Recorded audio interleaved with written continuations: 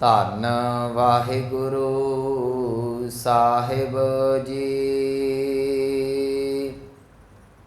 ਪੌੜੀ। ਸਤਿਗੁਰ ਵੱਡਾ ਘਰ ਸਾਲਾਹੀਐ, ਜਿਸ ਵਿੱਚ ਵੱਡੀਆਂ ਵਡਿਆਈਆਂ। ਸ਼ੈ ਮੇਲੇ ਤਾ ਨਦਰੀ ਆਈਆਂ, ਜਾ ਤਿਸ ਭਾਣਾ ਤਾ ਮਨ ਵਸਾਈਆਂ। ਕਰ ਹੁਕਮ ਮਸਤਕ ਹੱਥ ਧਰ, ਵਿੱਚੋਂ ਮਾਰ ਕੱਢੀਆਂ ਬੁਰਿਆਈਆਂ। ਸ਼ੈ ਤੁਠੈ ਨੌ ਨਿਧ ਪਾਈਆਂ। ਵਾਹਿਗੁਰੂ ਜੀ ਕਾ ਖਾਲਸਾ, ਵਾਹਿਗੁਰੂ ਜੀ ਕੀ ਫਤਿਹ। ਪਰਮ ਸਨਮਾਨਯੋਗ ਸਤਿਗੁਰੂ ਗੁਰੂ ਗ੍ਰੰਥ ਸਾਹਿਬ ਮਹਾਰਾਜ ਜੀ ਦੀ ਪਾਵਨ ਹਜ਼ੂਰੀ ਦੇ ਅੰਦਰ ਸੁਭਾਏਮਾਨ ਸਤਸੰਗੀ ਜਨੋ ਵਡਭਾਗੇ ਹੋ, ਜੋ ਸਤਿਗੁਰਾਂ ਦੀ ਰਹਿਮਤ ਬਖਸ਼ਿਸ਼ ਹਾਸਲ ਕਰ ਰਹੇ ਜੇ। ਚੱਲ ਰਹੀ ਲੜੀਵਾਰ ਆਸਾ ਕੀ ਵਾਰ ਦੀ ਪਾਵਨ ਵਿਚਾਰ 18ਵੀਂ ਪੌੜੀ ਦੀ ਵਿਚਾਰ ਜਿਹੜੀ ਉਹ ਪਿਛਲੇ ਦਿਨਾਂ ਤੋਂ ਚੱਲ ਰਹੀ ਹੈ। ਇਸ ਪੌੜੀ ਦੇ ਨਾਲ 3 ਸ਼ਲੋਕ ਤਿੰਨੇ ਹੀ ਗੁਰੂ ਨਾਨਕ ਸਾਹਿਬ ਮਹਾਰਾਜ ਜੀ ਦੇ ਮੁਖਾਰ ਬਿੰਦ ਤੋਂ ਉਚਾਰਨ ਕੀਤੇ ਹੋਏ ਉਹ ਦਰਜ ਨੇ। ਤਿੰਨਾਂ ਸ਼ਲੋਕਾਂ ਦੇ ਵਿੱਚ ਸਤਿਗੁਰਾਂ ਨੇ ਸੂਤਕ ਦੇ ਵਹਿਮ ਭਰਮ ਨੂੰ ਤੋੜਨ ਦਾ ਯਤਨ ਕੀਤਾ ਹੈ। ਸਤਿਗੁਰਾਂ ਨੇ ਇਹ ਸਾਨੂੰ ਗੱਲ ਸਮਝਾਈ। ਪਹਿਲੇ ਸ਼ਲੋਕ 'ਚ ਕਿਹਾ ਕਿ ਜੇ ਤੁਹਾਡੇ ਦੁਆਰਾ ਸੂਤਕ ਮੰਨ ਲਿਆ ਜਾਵੇ ਤੇ ਸਤਿਗੁਰੂ ਕਹਿੰਦੇ ਫਿਰ ਜੇ ਜੰਮਣ ਮਰਨਾ ਹੀ ਸੂਤਕ ਹੈ ਤੇ ਇਹਦੇ ਤੋਂ ਬਚਿਆ ਨਹੀਂ ਜਾ ਸਕਦਾ, ਕਿਉਂਕਿ ਜੇਤੇ ਦਾਣੇ ਅੰਨ ਕੇ ਜੀਆਂ ਬਾਝ ਨਾ ਕੋਈ। ਕਿਸੇ ਵੀ ਚੀਜ਼ ਵਿੱਚ ਜਿਹਦੇ 'ਚ ਜੀਵ ਤੱਤ ਮੌਜੂਦ ਹੈ ਉਹਦੇ 'ਚ ਜਨਮ ਮਰਨ ਦੇ ਨਾਲ ਤੁਹਾਡੇ ਮੁਤਾਬਕ ਸੂਤਕ ਪਾਤਕ ਹੋਵੇਗਾ। ਅਤੇ ਜੇ ਤੁਸੀਂ ਖਾਣਾ ਛੱਡ ਸਕਦੇ ਜੇ ਪੀਣਾ ਛੱਡ ਸਕਦੇ ਜੇ ਤੇ ਦੇਖ ਲਓ, ਨਾ ਅਸੀਂ ਖਾਣਾ ਛੱਡ ਸਕਦੇ ਹਾਂ ਨਾ ਪੀਣਾ ਛੱਡ ਸਕਦੇ ਹਾਂ। ਕਹਿਣ ਦਾ ਭਾਵ ਹਰੇਕ ਚੀਜ਼ ਦੇ ਵਿੱਚ ਸੂਤਕ ਹੈ। ਦੂਸਰੇ ਸ਼ਲੋਕ 'ਚ ਸਤਿਗੁਰਾਂ ਸਮਝਾਇਆ ਅਸਲ 'ਚ ਸੂਤਕ ਹੈ ਕੀ। ਸਤਿਗੁਰੂ ਕਹਿੰਦੇ ਇੱਕ ਸੂਤਕ ਉਹ ਹੈ ਜਿਹੜਾ ਜਨਮ ਦੇ ਨਾਲ 30 ਦਿਨ ਕਿਸੇ ਦੇ ਘਰ 'ਚ ਰਹਿੰਦਾ ਹੈ, ਪਰ ਯਾਦ ਰੱਖਿਓ ਜਿਹਦੇ ਮਨ ਨੂੰ ਲੋਭ ਚੰਬੜ ਗਿਆ, ਜਿਹਦੀਆਂ ਅੱਖਾਂ ਨੂੰ ਮਾੜੀ ਬਿਰਤੀ ਚੰਬੜ ਗਈ, ਜਿਹਦੇ ਕੰਨਾਂ ਨੂੰ ਮਾੜੀ ਸੋਏ ਚੰਬੜ ਗਈ, ਉਹਦੇ ਵਰਗਾ ਸੂਤਕੀ ਬੰਦਾ ਕੋਈ ਨਹੀਂ।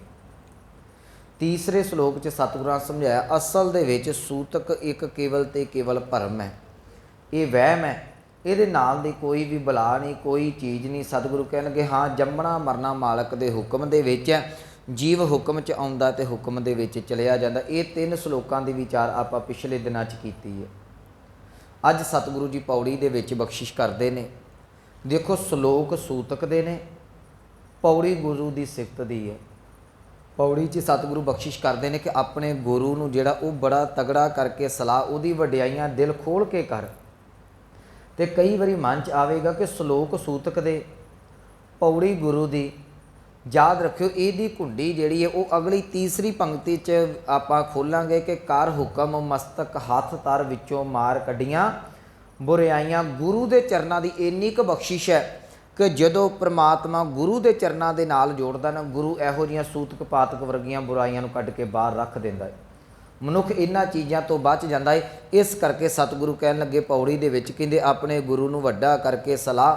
ਅਤੇ ਇਸ ਪੌੜੀ ਦੇ ਵਿੱਚ ਸਤਿਗੁਰਾਂ ਨੇ ਗੁਰੂ ਦੀ ਸਿਫਤੋ ਸਲਾਹੁਤਾ ਦੱਸੀ ਹੈ। ਆਪਾਂ ਵਿਚਾਰ ਵੱਲ ਆਈਏ। ਸਤਿਗੁਰੂ ਸ਼ਬਦ ਵਰਤਦੇ ਨੇ ਪੌੜੀ, ਇਹ 18ਵੀਂ ਪੌੜੀ ਹੈ ਜੀ।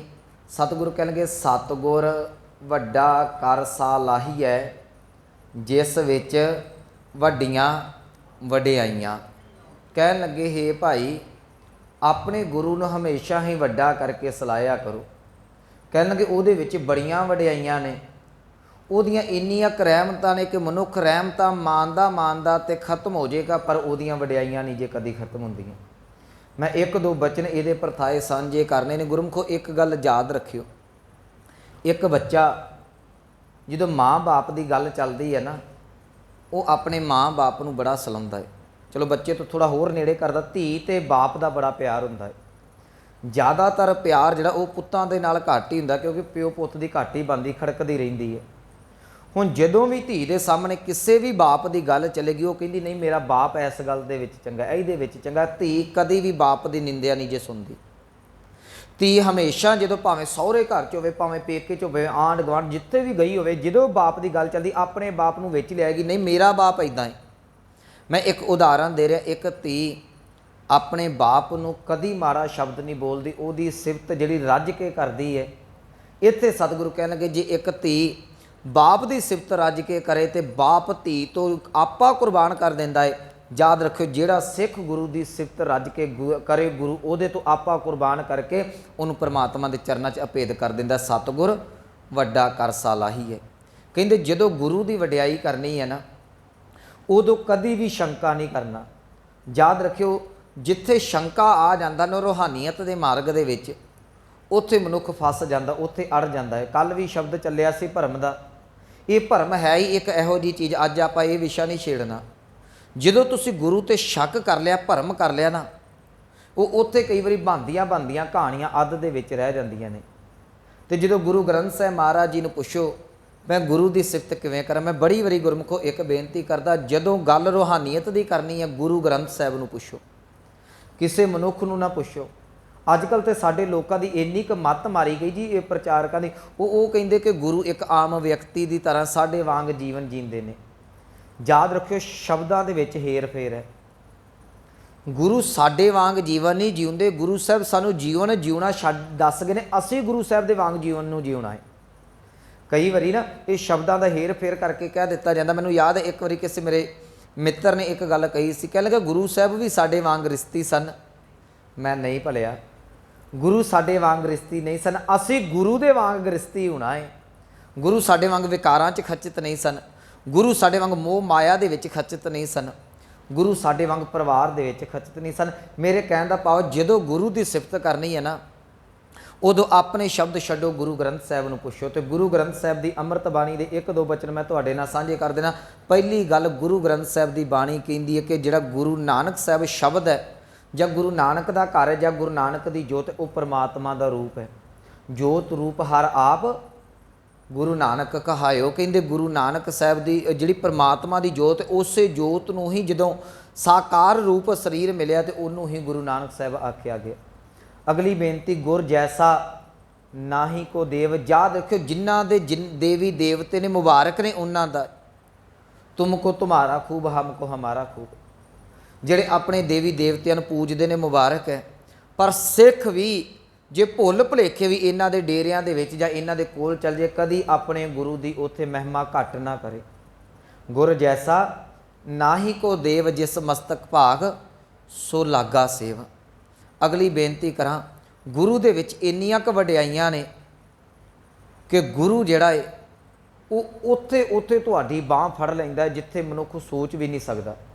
ਜਦੋਂ मैं ये कल पौड़ी वाची तो मेरे मन च सी मैं किहड़ी उदाहरण इतिहास की देवां ਜਿਹੜੇ ਸਾਡੇ मन ਨੂੰ ਇਹ ਇੰਨਾ ਕੁ ਪੱਕਾ ਕਰ ਦੇਵੇ कि गुरु च ਇੰਨੀਆਂ ਕੁ ਵਡਿਆਈਆਂ ਨੇ। क्योंकि आम ਅਸੀਂ इतिहास सुनते हैं। मेरे सामने कवि संतोख सिंह का गुरु नानक प्रकाश दे वेखो एक साखी आई। गुरु नानक साहब महाराज जी उदासियां ते जाते हैं तो वह सूरज प्रकाश वाला लिखता है, सतगुरु तुरे जा रहे हैं, भाई मरदाना जी नाल है। जांदिया जांदिया जंगल बियाबान आ गया। भाई मरदाना जी देखते हैं ना इधर कोई वसदा है ना कोई इधर वसदा है, जंगली इलाका है। भाई साहब सतगुरां नूं पुछदे ने कि दाता जी ये तो सारी उजाड़ ही उजाड़ है, आपां किधर नूं जावांगे। सतगुरु कह लगे नहीं मरदाने उजाड़ नहीं, ये तो वसों है। सतगुरु कोई नज़र नहीं आ रहा। सतगुरु कहते जिथे कोई नज़र ना आउंदा होवे उत्थे भी परिपूर्ण परमात्मा नज़र आउंदा है।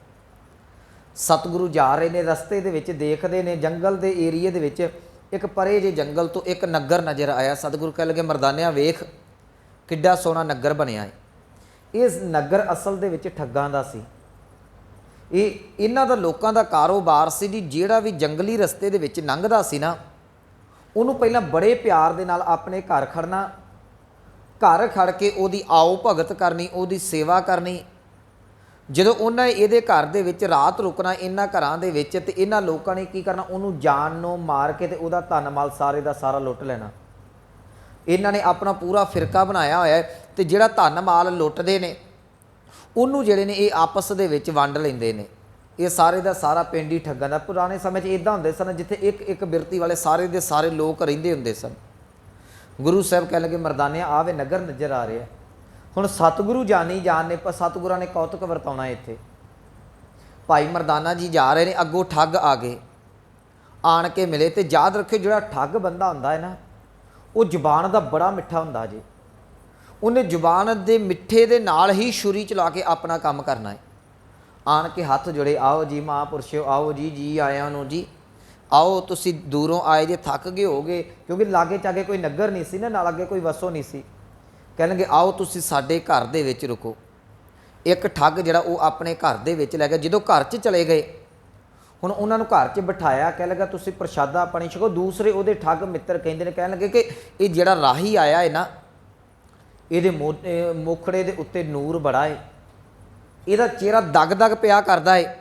ਯਾਦ ਰੱਖੀ ਇਹਦਾ ਚਿਹਰਾ ਦੱਸਦਾ ਕਿ ਇਹ ਬਹੁਤ ਧਨਵਾਨ ਮਨੁੱਖ ਹੋਵੇਗਾ, ਬੜਾ ਧਨਾੜ ਹੋਵੇਗਾ। ਇਹਦੇ ਕੋਲ ਇੱਕ ਕੱਪੜੇ ਦੇ ਵਿੱਚ ਕੁਝ ਲਪੇਟੇ ਆਏ, ਹੋ ਸਕਦਾ ਹੀਰੇ ਮੋਤੀ ਹੋਣ। ਜੋ ਸਾਡਾ ਰੂਲ ਹੈ, ਯਾਦ ਰੱਖੀ ਇਹਨੂੰ ਰਾਤ ਨੂੰ ਖਤਮ ਕਰ ਦੇ, ਜਿੰਨਾ ਵੀ ਧਨ ਮਾਲ ਹੋਵੇਗਾ ਅਸੀਂ ਬਰਾਬਰ ਦੇ ਵਿੱਚ ਵੰਡਾਂਗੇ। ਕਹਿਣ ਲੱਗਾ ਚਲੋ ਠੀਕ ਹੈ। ਇਹਨੇ ਘਰ ਦੇ ਵਿੱਚ ਸਤਿਗੁਰਾਂ ਨੂੰ ਰੱਖਿਆ। ਸਤਿਗੁਰੂ ਰਾਤ ਟਿਕੇ, ਪ੍ਰਸ਼ਾਦਾ ਪਾਣੀ ਦਿੱਤਾ, ਤੇ ਸਤਿਗੁਰੂ ਛਕ ਗਏ, ਜਿਹੜੇ ਆਰਾਮ ਕਰਨ ਲੱਪੇ ਸੌਂ ਗਏ। ਇਹ ਕੁਦਰਤੀ ਭਾਣਾ ਇਹ ਵਰਤਿਆ ਜੀ। ਉਹ ਠੱਗ ਨੂੰ ਵੀ ਰਾਤ ਨੀਂਦ ਆ ਗਈ, ਮਨ 'ਚ ਆਇਆ ਚਲੋ ਰਾਤ ਸੁੱਤਿਆਂ ਨੂੰ ਮਾਰਾਂਗਾ, ਕੰਮ ਸੌਖਾ ਹੋ ਜਾਏਗਾ। ਰਾਤ ਜਿਸ ਵੇਲੇ ਇਹ ਸੁੱਤਾ, ਇਹੋ ਜੀ ਕੁਦਰਤੀ ਇਹਦੀ ਘੂਕ ਲੱਗੀ, ਇਹ ਰਾਤ ਸਾਰੀ ਸੁੱਤਿਆਂ ਕੱਢ ਦਿੱਤੀ, ਜਾਗ ਕੋਈ ਨਾ ਆਈ। ਅੰਮ੍ਰਿਤ ਵੇਲਾ ਹੋਇਆ, ਗੁਰੂ ਨਾਨਕ ਸਾਹਿਬ ਮਹਾਰਾਜ ਜੀ ਅੰਮ੍ਰਿਤ ਵੇਲੇ ਉੱਠੇ, ਖੂਹ ਤੋਂ ਇਸ਼ਨਾਨ ਕੀਤਾ। ਇਸ਼ਨਾਨ ਕਰਕੇ ਭਾਈ ਮਰਦਾਨਾ ਜੀ ਨੂੰ ਨਾਲ ਲਿਆ, ਤੇ ਸਤਿਗੁਰੂ ਸਤ ਕਰਤਾਰ ਕਹਿੰਦੇ ਹੋਏ ਚਾਲੇ ਪਾ ਦਿੱਤੇ। ਜਿਸ ਵੇਲੇ ਇਹ ਪਿੰਡੋਂ ਨਿਕਲੇ ਤੇ ਦਿਨ ਚੜ ਗਿਆ, ਉਹ ਪਿੰਡ ਵਾਲੇ ਜਿਹੜੇ ਠੱਗ ਲੋਕ ਨੇ, ਉਹ ਇਹਨਾਂ ਕਿਹੜਾ ਅੰਮ੍ਰਿਤ ਵੇਲਾ ਸਾਂਭਣ ਹੁੰਦਾ ਹੈ। ਇਹ ਜਿਸ ਵੇਲੇ ਆਪਣੇ ਟਾਈਮ ਦੇ ਹਿਸਾਬ ਦੇ ਨਾਲ ਉੱਠੇ, ਉਹਦੇ ਘਰ ਗਏ, ਕਹਿਣ ਲੱਗਾ ਵੀ ਉੱਠ। ਉਹ ਸੁੱਤਾ ਪਿਆ ਸੀ, ਉਹ ਅੱਬੜ ਵਾਏ ਉੱਠਿਆ। ਜਿਸ ਵੇਲੇ ਉੱਠਦਾ ਕਹਿਣ ਲੱਗੇ ਲਿਆ ਸਾਡਾ ਹਿੱਸਾ। ਕਹਿੰਦਾ ਭਰਾਵਾ ਕਾਹਦਾ ਹਿੱਸਾ, ਉਹ ਮੈਂ ਤੇ ਰਾਤ ਸੁੱਤਿਆ ਰਹਿ ਗਿਆ, ਉਹ ਰਾਹੀ ਤਾਂ ਇਦਾਂ ਹੀ ਚਲਾ ਗਿਆ। ਕਹਿਣ ਲੱਗੇ ਨਹੀਂ ਤੂੰ ਝੂਠ ਬੋਲਦਾ ਹੈ, ਤੂੰ ਧਨ ਮਲ, ਸਾਨੂੰ ਪਤਾ ਸੀ ਉਹਦਾ ਮੱਥਾ ਚਮਕਦਾ ਸੀ, ਸਾਨੂੰ ਪਤਾ ਉਹ ਮਨੁੱਖ ਧਨਾੜ ਸੀ, ਉਹ ਤਾਂ ਧਨਵਾਨ ਸੀ, ਤੂੰ ਧਨ ਦੌਲਤ ਉਹਦੀ ਲੁਕਾ ਲਈ ਹੋਵੇਗੀ। ਜੇ ਤੂੰ ਨਾ ਦਿੱਤਾ, ਯਾਦ ਰੱਖੀ ਅੱਜ ਤੈਨੂੰ ਮਾਰ ਦਿਆਂਗੇ ਅਸੀਂ। ਉਹਨੇ ਆਪਣੇ ਪੀਰ ਦਾ, ਜਿਹੜੇ ਪੀਰ ਨੂੰ ਉੱਥੇ ਮੰਨਦੇ ਸਨ, ਠੱਗਾਂ ਦੇ ਠੱਗੀ ਪੀਰ ਹੁੰਦੇ, ਉਹਦਾ ਵਾਸਤਾ ਪਾਇਆ। ਕਹਿਣ ਲੱਗਾ ਕਸਮ ਲੱਗੇ ਮੈਂ ਉਹਨੂੰ ਲੁੱਟਿਆ ਨਹੀਂ।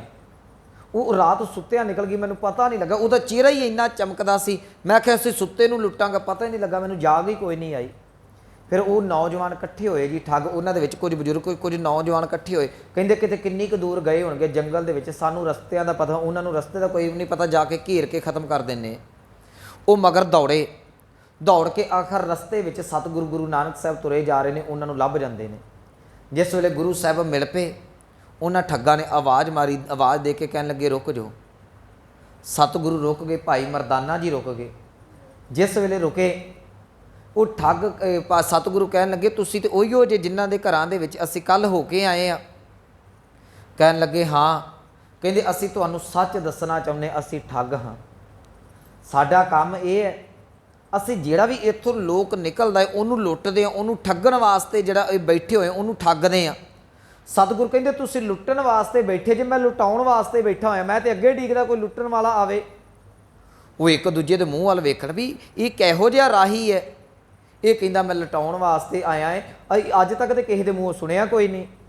ਉਹ ਕਹਿੰਦੇ ਪਰ ਸਾਡਾ ਇੱਕ ਰੂਲ ਹੈ, ਜਿਹਨੂੰ ਅਸੀਂ ਲੁੱਟਦੇ ਹਾਂ ਨਾ ਉਹਨੂੰ ਜਾਨੋਂ ਮਾਰ ਦਿੰਦੇ ਹਾਂ, ਉਹਨੂੰ ਮਾਰ ਕੇ ਜੰਗਲ ਦੇ ਵਿੱਚ ਸੁੱਟ ਦਿੱਤਾ ਜਾਂਦਾ ਹੈ। ਨਾ ਕੋਈ ਆਉਂਦਾ ਨਾ ਜਾਂਦਾ, ਜੰਗਲੀ ਜਾਨਵਰ ਖਾ ਪੀ ਜਾਂਦੇ ਨੇ। ਸਤਿਗੁਰੂ ਕਹਿਣ ਲੱਗੇ ਮੌਤ ਦਾ ਮੈਨੂੰ ਡਰ ਕੋਈ ਨਹੀਂ, ਜੇ ਤੁਹਾਡਾ ਰੂਲ ਹੈ ਤੁਸੀਂ ਮਾਰ ਕੇ ਲੁੱਟਣਾ ਤੇ ਸਾਨੂੰ ਮਾਰ ਕੇ ਲੁੱਟ ਲਓ। ਭਾਈ ਮਰਦਾਨਾ ਜੀ ਕਹਿਣ ਲੱਗੇ ਦਾਤਾ ਜੀ ਕੀ ਹੋ ਗਿਆ ਤੁਹਾਨੂੰ, ਇਹ ਕੀ ਕਲਾ ਵਰਤਾਉਣ ਲੱਗੇ, ਜੇ ਖਤਮ ਹੀ ਹੋ ਗਈ ਕਹਾਣੀ ਤੇ ਫਿਰ।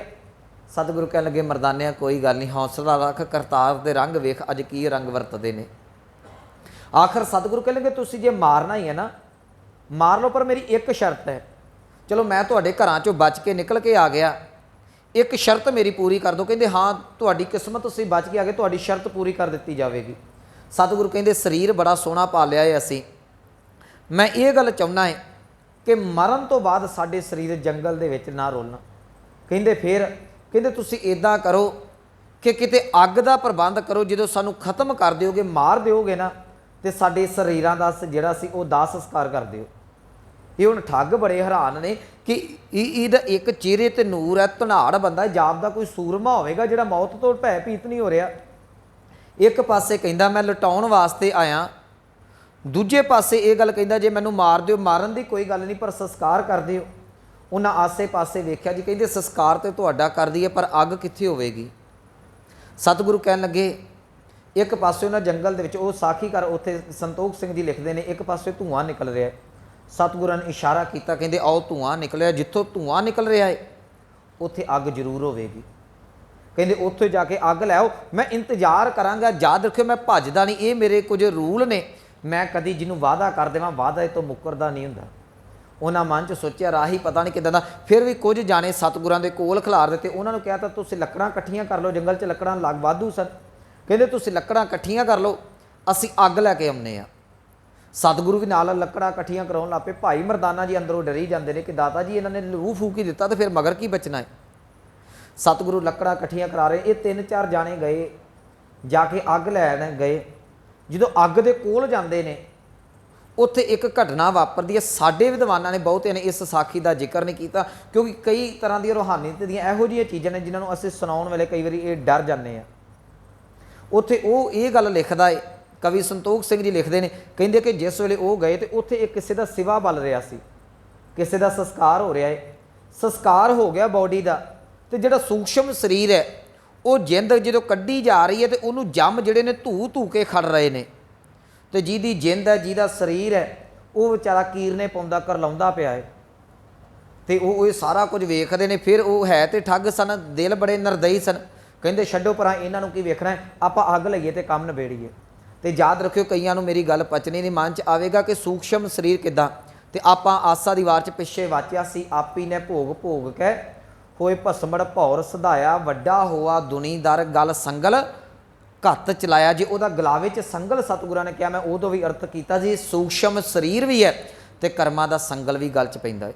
देखो ये पौड़ी चल रही है, सतगुर वड्डा कर सलाहिए गुरमुखो।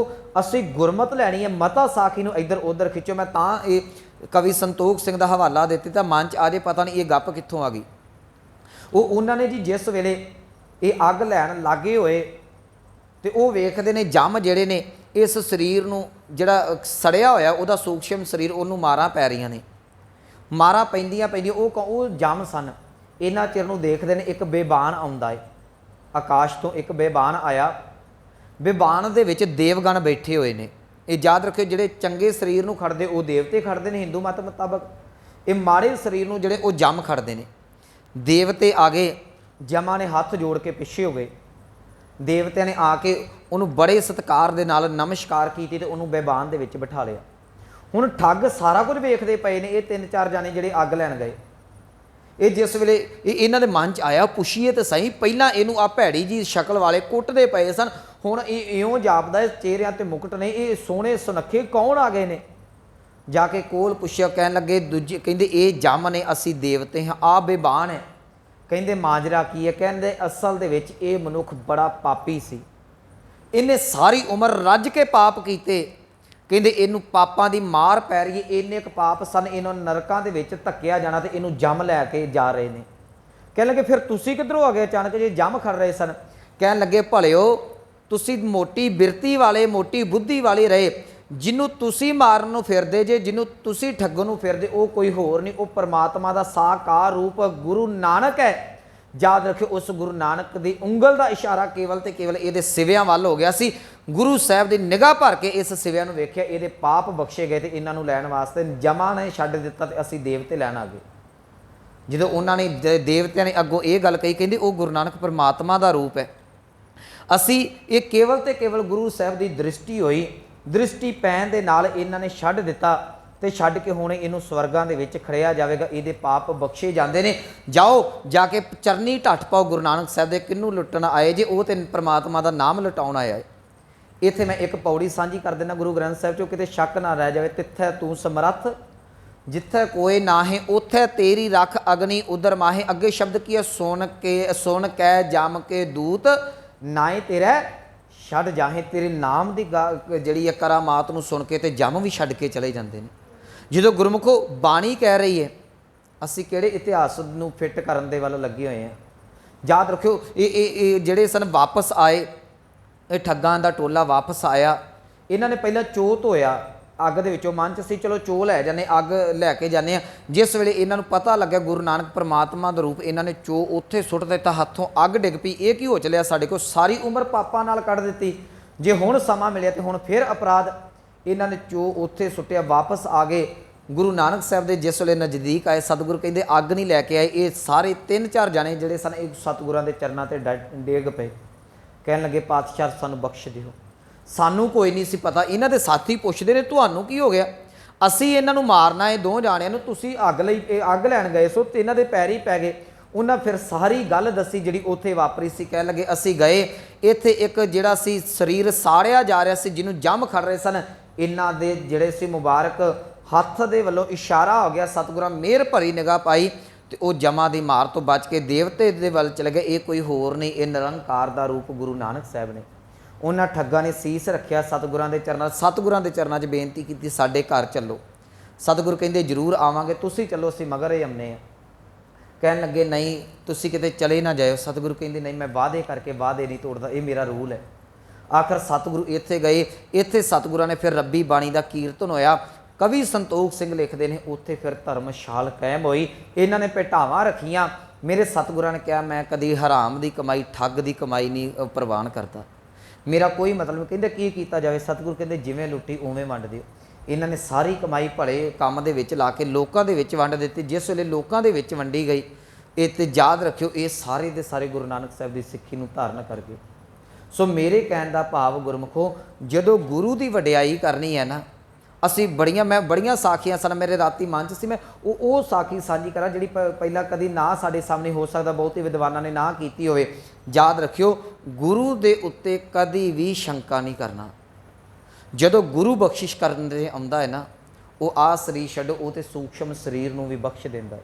इत्थे मेरे गुरु नानक साहब जी बख्शिश करते हैं, कहंदे गुरु की सिफत कर, रज के सिफत कर, इन्नी क सिफत कर तू सिफतां करदा करदा उहदे विच अभेद होवे। सतगुर वड्डा कर सालाई, इनू सलाउणा किद्दां है। एक उदाहरण मैं पावन बाणी की होर दे दिना। हुण कई बारी मन च, चलो साखी मैं सांझी कर दी, कई बारी मन च आवेगा जी ये कुछ नहीं फिट होनी कि ये साखी तो ये कर्म कांड ही है। एक गुरु साहब की पौड़ी पढ़ लेने, सतगुरु कह लगे आपे कुदरत साज कै, आपे करे विचार, एक खोटे एक खरे, आपे परखनहार, खरे खजाने पाईए, खोटे सट्टियाँ बाहर सुट्टियाँ बाहर वार। कह लगे खोटे सच्ची दरगह सुट्टियाँ किस आगै करे पुकार। जिहड़े खरे सन वो तो प्रवान हो गए, जिहड़े जप तप वाले सन वो प्रवान हो गए, जिहड़े खरे खोटे सन साडे वर्गे मंद करमी सन। हुण उत्थे सतगुरु कह लगे ये विचारे कित्थे जाने, इन्हां नूं ते कोई हल चाहिदा है ना। याद रखियो परमात्मा ने इसे करके ही गुरु नूं शरीरक जामा दे के भेजिया है। क्यों? क्योंकि सतगुर खोटियों खरे करे शब्द सवारनहार। गुरु का कारज ये है, गुरु खोटिया नूं खरे कर दिंदा जे, जिन्हों गुरु ने खरा कर दिता। कह लगे फिर सच्ची दरगह मन्नियन, गुर कै प्रेम प्यार, गणत तिना दी क्या, गणत तिना दी क्या को करे, जिस आप बख्शे करतार। उन्हां ते मेहर तेर कौन करेगा, जिन्हों गुरु बख्श देवेगा। एक उदाहरण दे के विचार वाला वा, गुरु खोटियां तो खरे किद्दां करदा है। समुंदर का पानी असीं देखते हैं खारा है, नालियां दे विच वैड़ियां दे विच नदियां च पानी चलता है, कई बारी गंदला होंदा पीण जोग नहीं, पर उस पानी के उत्ते जो गुरमुखो सूरज दीयां किरणां पैंदियां ने ना, वो फिर पानी भाफ बन के उड्डदा है।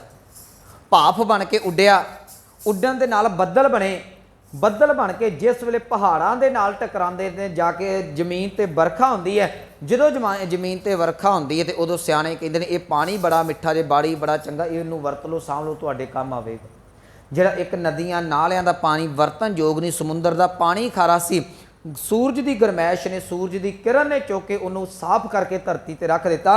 जिहड़ा मनुख विकारां दे नाल भरिया पिया है, जिहदे पल्ले कुछ नहीं, सतगुरां दी बाणी कहंदी वो गुरु दे चरनां दे नाल जे जुड़ जावे, गुरु ओनू जिहड़ा परमात्मा दे सिमरन दे बरकत दे नाल, नाम दी बरकत दे नाल चुक के ਇਹੋ ਜਿਹਾ ਫਿਲਟਰ ਕਰਕੇ ਦਿੰਦਾ ਕਿ ਉਹ ਜੀਵਨ ਸਿੱਖ ਦਾ ਜੀਵਨ ਤਬਦੀਲ ਹੋ ਜਾਂਦਾ। ਇੱਕ ਪੌੜੀ ਪੜ੍ਹ ਦੇਣਾ ਭਾਈ ਸਾਹਿਬ ਦੀ, ਮੇਰਾ ਚਿੱਤ ਇਸੇ ਪੌੜੀ ਤੇ ਅੜਿਆ ਸੀ, ਮੈਂ ਕਿਵੇਂ ਇਹਦੀ ਵਿਆਖਿਆ ਕਰਾਂ। ਭਾਈ ਸਾਹਿਬ ਦਾ ਬਚਨ ਹੈ, ਹਾਂ ਅਪਰਾਧੀ ਗੁਨਾਹਗਾਰ ਗੁਰੂ ਕਿਵੇਂ ਬਖਸ਼ਦਾ। ਹਾਂ ਅਪਰਾਧੀ ਗੁਨਾਹਗਾਰ, ਹਾਂ ਬੇਮੁਖ ਮੰਦਾ, ਚੋਰ ਜਾਰ ਜੁਆਰ ਹੋ, ਹਾਂ ਪਰ ਘਰ ਜੋ ਹੰਦਾ, ਨਿੰਦਕ ਦੁਸ਼ਟ ਹਰਾਮ ਖੁਰ, ਠੱਗ ਦੇਸ਼ ਦਖੰਦਾ, ਕਾਮ ਕ੍ਰੋਧ ਲੋਭੋ, ਅਹੰਕਾਰ ਕਰੰਦਾ, ਵਿਸ਼ਵਾਸ ਘਾਤੀ, ਅਕਿਰਤ ਕਨ, ਮੈਂ ਕੋ ਨਾ ਰਹੰਦਾ। ਇੰਨੇ ਔਗਣ ਭਰੇ ਨੇ। ਗੁਰੂ ਨਾਨਕ ਸਾਹਿਬ ਇੱਥੇ ਕਹਿ ਲਗੇ ਸਤਿਗੁਰ ਵੱਡਾ ਕਰ ਸਾਲਾਈਏ। ਕਿਉਂ?